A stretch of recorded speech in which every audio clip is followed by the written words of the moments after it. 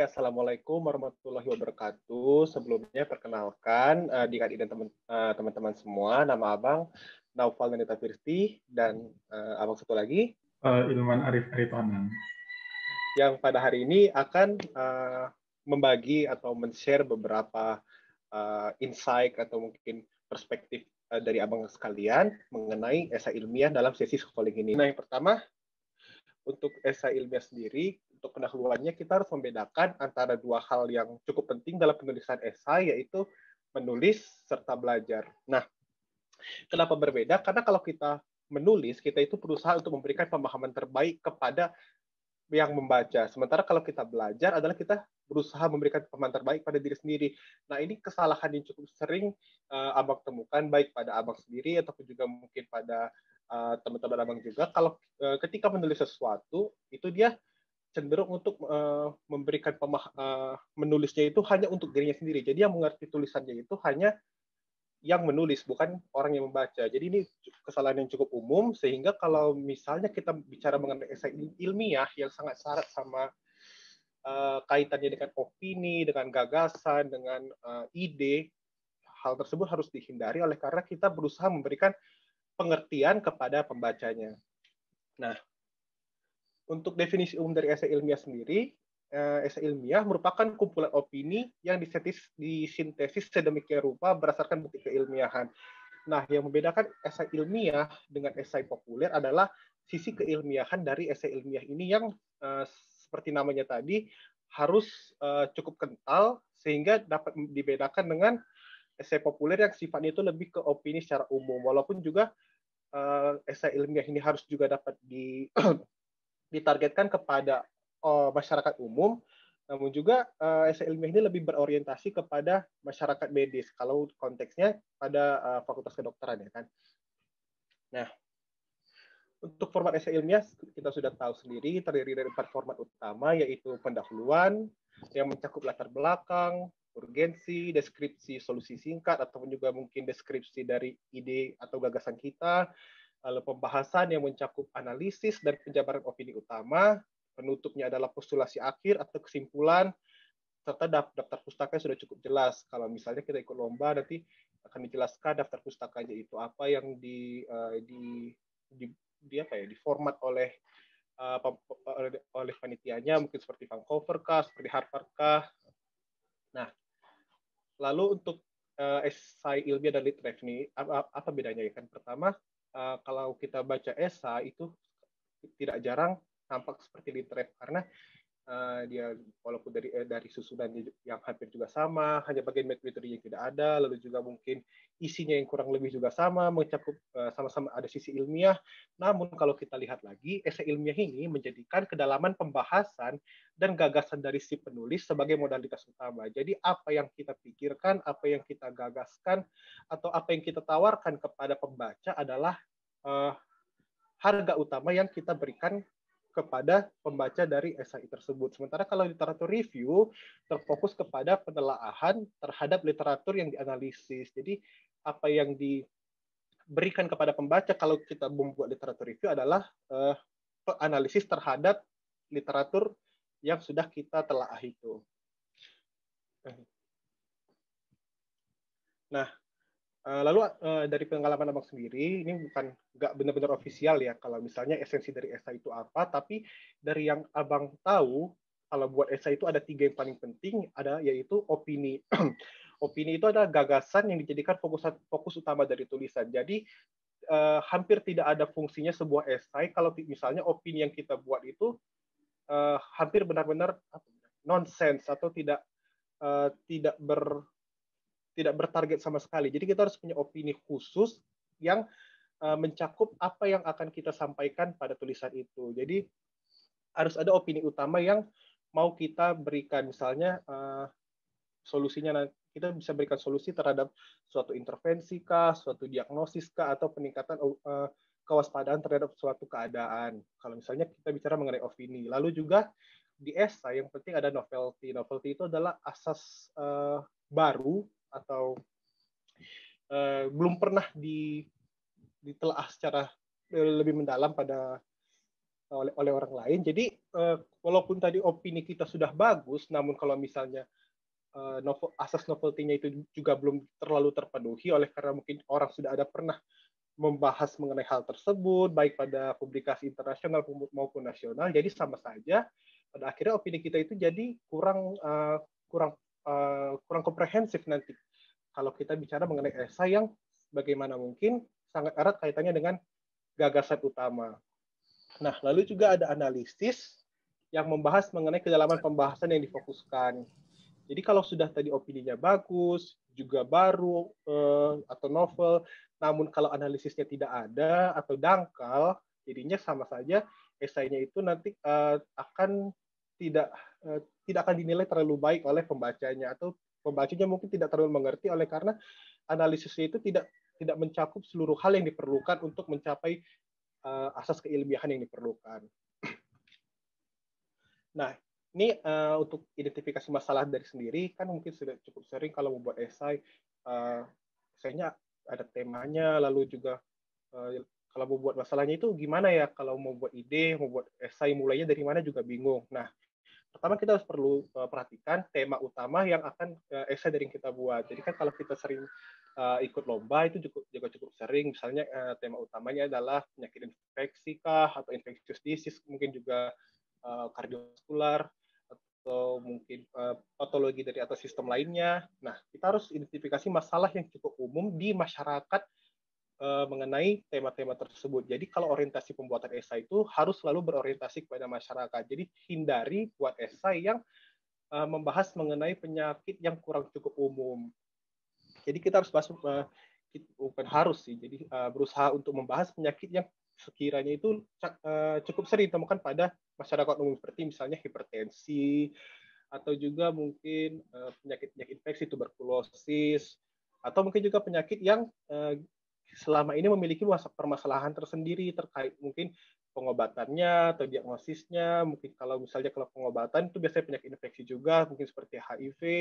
Lalu juga kalau di diagnosis yang sering cukup jadi masalah adalah penyakit neoplastik. Contohnya kanker prostat yang sering abang Ilman buat jadi paper.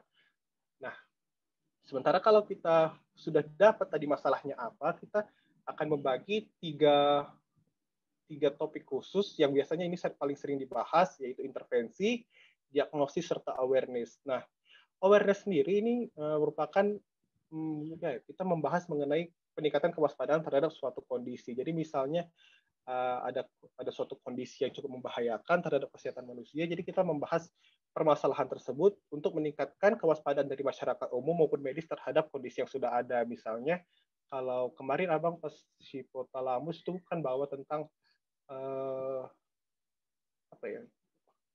agroteknologi gitu kan, agroteknologi dan kesehatan. Jadi dibahas mengenai efek dari getaran pada mesin terhadap sistem muskuloskeletal. Jadi membahas penyakitnya adalah hand arm vibration syndrome, sementara sementara permasalahan yang dibahas adalah mengenai aspek agroteknologi serta mesin yang digunakan pada sistem tersebut. Nah, namun kalau kita bicara mengenai esai lagi, yang paling gampang untuk dilakukan, yang paling gampang untuk ditulis itu adalah intervensi. Kalau menurut abang sendiri, karena intervensi ini luas, bahasanya cukup luas, seperti misalnya menggunakan herbal tertentu atau natural remedy. Jadi dia untuk bahasanya sendiri cukup luas, atau bahkan bisa sampai ke bidang biomolekuler, bisa seperti targeted therapy atau juga mungkin stem cell. Nah, jadi intervensi ini cukup luas. Tapi kalau masalah intervensi ini sendiri, masalahnya adalah parameter yang digunakan itu kadang tidak terlalu jelas dalam mendefinisikan hasil dari terapinya. Jadi dia kadang kurang bisa untuk didefinisikan atau dianalisis di esainya. Namun kalau bisa didefinisikan atau dideskripsikan itu jadi cukup baik. Nah, untuk permasalahan mengenai diagnosis sendiri, tadi biasanya seperti penyakit neoplastik, seperti kanker prostat, yang gimana kalau kanker prostat itu kita tahu, dia nggak akan hampir selalu didiagnosis itu pada tahapan lanjut, karena dia ada kaitannya dengan lesi anatomis dari kanker prostat itu sendiri. Jadi kalau kita bisa menganalisis adanya suatu biomarker tersendiri, mungkin misalnya kalau dari prostat itu biasanya dari urin, terhadap diagnosis ini kanker prostat yang jadi mungkin cukup baik kalau misalnya kita bisa membahas mengenai hal tersebut di esai yang akan kita buat. Nah, lalu kapan kita buat judul? Judul itu dibuat terakhir. Jadi jangan pernah buat judul itu pertama. Jangan pernah kita buat ada tema, ada masalah, langsung buat judul. Jangan. Kalau kita itu buat dulu masalah bahkan sampai kesimpulan baru kita buat judul akhirnya.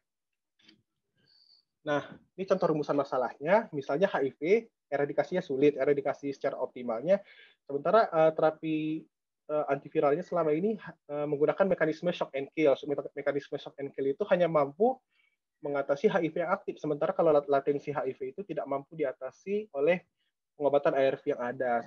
Untuk solusinya kita melakukan pendekatan berbeda menggunakan mekanisme lain seperti block and lock yang mungkin jadi pilihan. Nah, solusinya gimana? Kita bisa pikirkan adanya kemungkinan intervensi lain seperti mungkin herbal remedy yang mampu menyerupai atau memimik mekanisme dari block and lock tadi. Contohnya tanaman dewa petir, itu tanaman dari Cina, setahu Abang, yang gimana kalau kita mampu mengeksplorasi atau membahas mengenai inovasi yang kita berikan kepada tanaman tersebut, kita dapat membahas lagi mengenai inovasi tambahan. Inovasi tambahan ini merupakan esensi utama yang akan kalian tawarkan di esainya. Misalnya inovasi tambahan, kita harus mampu mengatasi permasalahan dari herbal selama ini. Kita tahu kalau herbal ini walaupun familiar di masyarakat, tidak jarang itu efek terapeutik itu minimal. Jadi tidak selalu digunakan pada medis. Walaupun masyarakat sendiri itu sangat senang dengan terapi herbal, bisa jadi keunggulan kita sendiri. Nah, kita harus mampu mengatasi masalah itu. Contohnya kita mengatasi masalah bioavailabilitasnya yang cukup rendah, atau juga mungkin sediaannya yang tidak terlalu mampu diabsorpsi oleh tubuh, dengan mungkin memberikan beberapa modifikasi seperti mungkin kalau Abang sering bahas tentang nanopartikel, atau juga mungkin juga menggunakan liposom. Itu tergantung dari apa yang akan kita tawarkan di esainya. Jadi seluruh hal ini merupakan contoh rumusan masalah untuk membuat suatu esai yang menurut Abang itu cukup baik selama ini. Nah, jadi kalau kita bahasnya itu sendiri, penting untuk kita ketahui, kita harus melakukan optimalisasi dari esai, yaitu fokus kepada satu bahasan. Jadi jangan malu atau jangan takut untuk tetap stick atau tetap berpegang sama satu herbal saja. Jadi satu herbalnya itu kita eksplorasi terhadap berbagai penyakit lain. Kalau Abang seringnya bahas mengenai quercetin pada bawang merah gitu kan.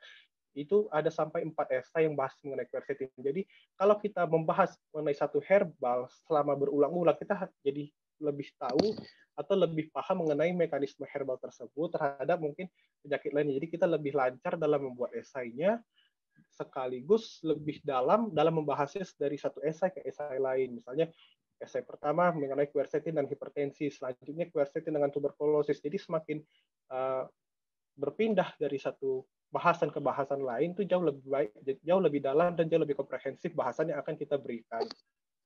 Namun perlu diingat juga kalau misalnya menggunakan metode tadi, ada sisi buruknya, yaitu kita jadi malas mengeksplorasi bahasan lain selain misalnya quercetin. Kalau Abang, jadi Abang juga jadi males, jadi cepat habis bensinnya istilahnya, karena sudah cukup nyaman dengan quercetin. Jadi kalau membahas mengenai hal lain itu jadi kadang enggan gitu. Nah, lalu juga kalau setiap selesai mengikuti suatu perlombaan atau suatu kompetisi, atau mungkin juga menulis sendiri, selalu evaluasi apa yang sudah kita kerjakan. Apa yang kita tulis itu harus kita baca ulang, karena bagaimana perspektif kita terhadap apa yang kita baca itu jauh lebih baik daripada apa yang orang baca. Jadi orang itu membaca tidak selalu sama dengan apa yang kita lihat. Mungkin saja orang kadang kalau udah lihat esai banyak tulisannya itu jadi malas. Jadi kalau jangan ragu untuk menambah mungkin beberapa gambar atau beberapa tabel untuk memberikan setidaknya warna terhadap esai yang kita tulis. Itu pula dengan gaya penulisan dan aktualisasi fokus yang juga hampir selalu berpengaruh terhadap gaya penulisan. seperti kita tahu kalau kompetisi itu kan kalau kita ikut kompetisi ada cukup banyak esai yang mungkin disubmit, mungkin lebih dari 10. Sementara kita harus mampu menarik perhatian dari jurinya itu. Jurinya itu mungkin saja hampir tidak selalu membaca seluruh esai. Misalnya jurinya ada 15 esai, ya tidak mungkin juga semua dibaca secara berurutan. Jadi kita harus mampu menonjolkan apa yang kita punya di esai kita itu. Nah, untuk pendahuluan secara singkatnya, untuk latar belakang harus diusahakan selalu singkat, padat, jelas, dan representatif mengenai status quo atau status saat ini mengenai permasalahan utama yang kita bahas. Misalnya adalah lampiran epidemiologi, atau mungkin misalnya permasalahan yang ada mengenai pengobatan saat ini, atau mengenai diagnosis saat ini, harus dijabarkan misalnya tidak efektivitasnya, lalu juga mungkin kekurangannya dalam perihal cost efektifnya juga mungkin dapat kita angkat, bagaimana masyarakat keberatan dengan harga yang cukup tinggi mengenai suatu pengobatan, atau juga yang lebih relate dengan kejadian yang ada di masyarakat sendiri. Nah, selanjutnya di pendahuluan kita dapat menjelaskan mengenai solusi singkat, mengenai deskripsi urgensi utama dari solusi yang kita tawarkan. Kenapa sih yang kita bawa ini penting? Kenapa gagasan kita ini harus dapat diimplementasikan pada masyarakat secepatnya? Karena kenapa harus dilakukan? Lalu sejauh apa signifikansinya secara singkat? Jadi untuk pendahuluan sendiri pembahasan itu nggak boleh dalam-dalam, karena nanti kalau di pendahuluan udah cenderung kita bahas dalam, jadi nanti di pembahasannya cenderungnya jadi repetisi. Nah, untuk pembahasan, untuk prinsip pembahasan yang baik ada 4. Yang pertama, to the point, hindari pembahasan yang terlalu mendasar. Jadi kalau menulis esai, hindari atau usahakan untuk tidak membahas hal-hal yang terlalu mendasar. Misalnya, kalau bahas mengenai hipertensi, dibahas mengenai patofisiologi itu mungkin untuk sekarang jangan.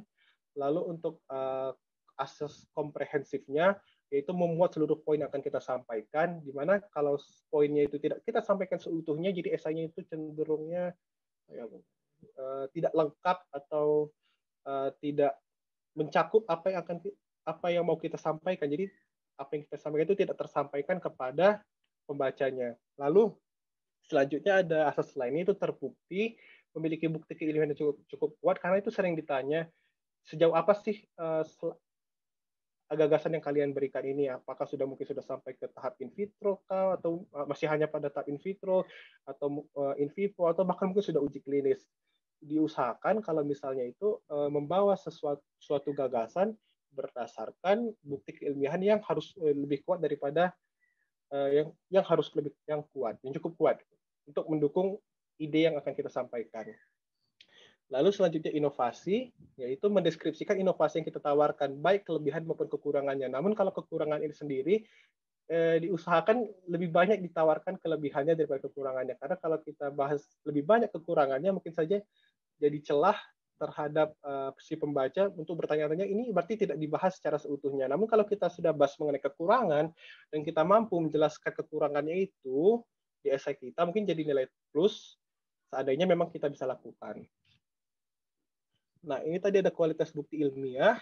Usahakan bukti yang menjadi dasar teori kita berada pada tingkatan hierarkis tinggi mungkin. Jadi, kalau misalnya buat suatu tulisan, buat suatu ide, usahakan lebih tinggi dasar keilmiahan yang kita ambil. Baik mungkin tadi sudah jelaskan, sudah in vitro, in vivo kah, RCT kah, dan lain-lain.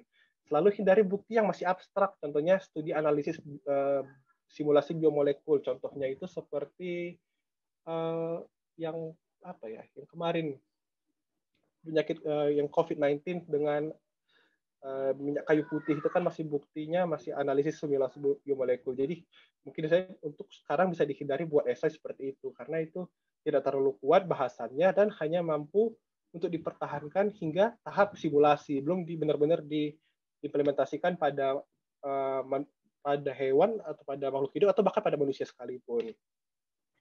Nah, tadi sudah menjelaskan mengenai inovasi. Namun kalau kita lihat selama ini semakin inovatif suatu gagasan, maka akan semakin sedikit pula bukti keilmiahan kita dapat, karena semakin baru yang kita berikan, yang kita bahas, maka orang yang bahas itu juga yang orang di dunia internasional sendiri yang bahas itu juga semakin sedikit. Jadi diusahakan membahas sesuatu itu yang masih ada bukti namun masih cenderung baru.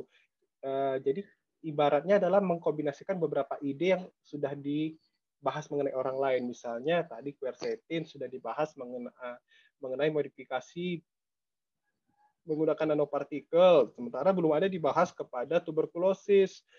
Nah, kalau udah ada orang yang bahas quercetin dan tuberkulosis, tapi belum ada yang bahas mengenai quercetin dengan ya digabung dengan nanopartikel terhadap tuberkulosis, kita bisa bahas mengenai kemungkinan yang mungkin terjadi seandainya aplikasinya itu dapat dilakukan di lalu sumber literaturnya kita harus manfaatkan fleksibilitas dari esai. Oleh karena esai ini berfokus pada opini, maksimalkan dukungan terhadap esai itu. Jadi usahakan singkatnya itu usahakan daftar pustaka yang kita bawa itu cukup panjang karena semakin banyak opini yang mendukung, semakin banyak literatur yang mendukung opini kita, maka semakin baik pula persepsi dari pembacanya terhadap gagasan yang akan kita berikan. Oke, mungkin Bang Ilman bisa berikan lanjutan, Man. Baiklah, terima kasih sebelumnya. Saya akan menjelaskan tentang bagian penutup. Jadi bagian penutup ini memang kalau dari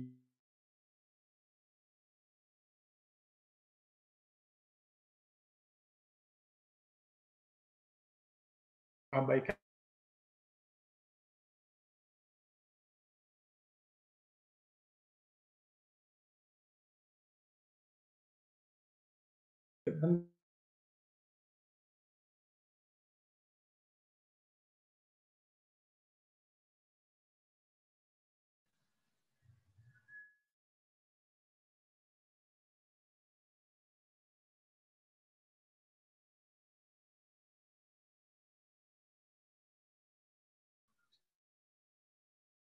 ya uraiannya itu singkat, jelas, dan padat, tidak usah terlalu banyak, mungkin kira-kira 1 atau 2 paragraf.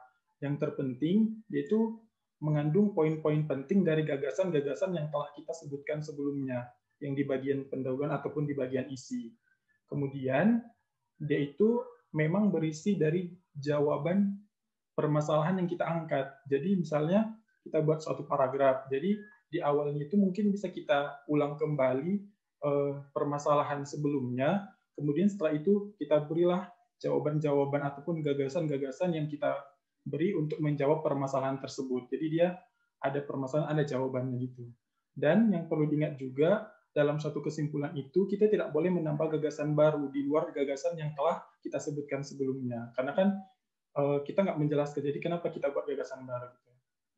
Selanjutnya untuk di saran ini dia memberikan perspektif ke depan dari esai ilmiah kita ini. Apakah misalnya Umi itu saran dari penulis itu rata-rata perlu dilakukan penelitian lebih lanjut ke depannya ataupun perlu dilakukan peninjauan ulang.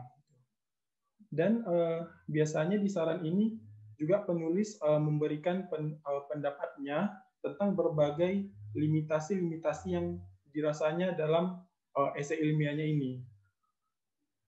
Kemudian di saran ini juga apa ya? Kalau bisa kita memberikan saran yang aplikatif gitu, supaya ke depannya esai ilmiah kita ini tidak hanya berhenti sampai suatu esai aja gitu, tapi ke depannya bisa dilakukan menjadi suatu penelitian. Kemudian untuk sarannya sebaiknya itu memang menggunakan kata yang lugas dan relevan dari gagasan yang kita angkat, jangan saran-saran yang lain gitu, supaya biar apa ya, sinkron ataupun nyambung gitu.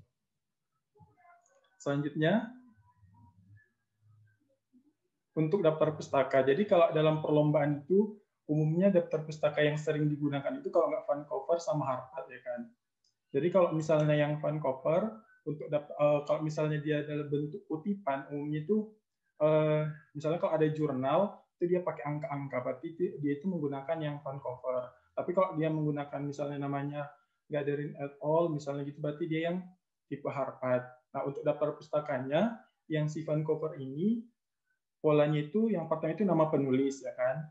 Kemudian setelah itu diikuti oleh nama dari jurnalnya itu atau judul dari penelitiannya. Setelah itu diikuti oleh nama jurnalnya, baru tahun terbitnya atau tahun publikasinya, baru volumenya, kemudian nomor atau edisinya sama halamannya. Kalau untuk yang Harvard, dia itu nama penulis, baru diikuti oleh tahun. Setelah tahun, baru nama dari penelitiannya itu, baru diikuti oleh nama jurnalnya, setelah itu volume berapa, nomor, baru halamannya. Sebenarnya sekarang udah tidak terlalu ribet buat daftar pustaka, dikarenakan kan udah ada aplikasi Mendeley ya. Jadi tinggal kita kumpulkan beberapa berapa literatur yang kita gunakan, baru nanti kita buat folder baru di Mendeley, nanti dia secara otomatis akan membuat daftar pustaka. Untuk downloadnya juga ini gratis ya, jadi tidak terlalu ribet. Dan di YouTube juga banyak tutorial yang bagaimana cara menggunakan Mendeley. Jadi sebenarnya daftar pustaka ini tidak terlalu ribet, tapi sebaiknya memang harus kita buat rapi karena beberapa penilaian, beberapa lomba daftar pustaka ini juga salah satu poin dari penilaian gitu ya kan. Oke, selanjutnya. Nah, jadi kan tadi sudah ke bagian struktur ya kan, dari pendahuluan, isi sama penutup. Nah sekarang misalnya kalau udah pengumuman lah ya kan, kita dinyatakan sebagai finalis. Jadi yang penting kan berarti kita disuruh membuat presentasi. Jadi dalam membuat presentasi itu ada beberapa hal yang harus kita persiapkan. Lanjutnya Pak. Jadi yang pertama itu adalah media presentasi. Nah dalam beberapa lomba yang paling sering itu khususnya untuk esai ilmiah, media presentasi yang paling sering digunakan adalah PowerPoint atau PPT. Adapun beberapa lomba dia juga membolehkan menggunakan alat bantu. Mungkin di sini alat bantu itu maksudnya misalnya kalau kita membuat esai ilmiah, kita ada membuat produk ya kan. Mungkin bisa kita tunjukkan prototipenya bagaimana produk kita itu, tapi nggak harus semuanya.